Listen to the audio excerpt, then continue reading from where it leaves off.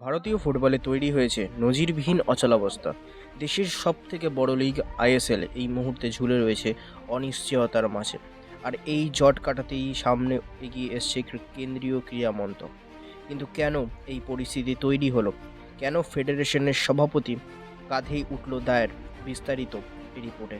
বৃহস্পতিবার দুপুর থেকে ভারতীয় ফুটবল মহলে এখন একটাই আলোচনা। ফেডারেশন সভাপতি কল্যাণ চৌবেকে ক্রীড়ামন্ত্রী কেন্দ্রীয় ক্রীড়ামন্ত্রী মনসুখ মান্ডব্য কি সত্যি তার দায়িত্ব ছাড়ার বার্তা দিয়ে ফেলেছেন? সরকারিভাবে যদিও কিছু বলা হয়নি, কিন্তু ফেডারেশন হাউসে কান পাতলেই সত্যি শোনা যাচ্ছে লিগ আয়োজনের গুরুদায়িত্ব পালন করতে না পারতেই তারা নাকি অসন্তুষ্ট।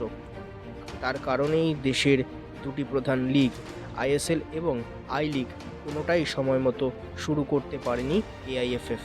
পরিস্থিতি নিয়ন্ত্রণ করতে গত সপ্তাহে এফএসডিএল এর সঙ্গে বৈঠকে বসেছিল ফেডারেশনের সভাপতি এবং সিনিয়র ভাইস প্রেসিডেন্ট, কিন্তু সেখানেই ঘটে অচলাবস্থার কেন্দ্রবিন্দু।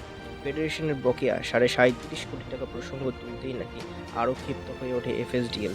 লিগ আয়োজনের ব্যাপারেই তারা কোনো নাকি আগ্রহী দেখায়নি।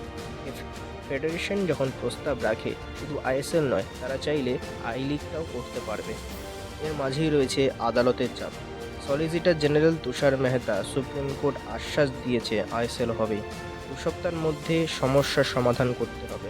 যখন আদালত সময় বেঁধে দিল, আশা ছিল ফেডারেশন নিজেরাই সমাধান খুঁজে বার করবে, কিন্তু টেন্ডার ডেকেও কোনো সংস্থা এগিয়ে না আসায় আবার কোর্ট কেন্দ্রিক হয়ে পড়েছে গোটা বিষয়টা। ফলে প্রশ্ন উঠছে, সমস্যা যদি শুরু থেকেই সমাধান করা যেত তাহলে কি এতদূর গড়াতো? 8ই ডিসেম্বর শেষ হচ্ছে ফেডারেশন এবং এফএসডিএল এর মধ্যে থাকা চুক্তি। তার আগেই শেষ হবে সুপ্রিম কোর্টের দেওয়া সময়। পাশাপাশি আগের শুনানিতে নিজেদের পক্ষে কোনো রকম আইনজীবী দেয়নি এফএসডিএল।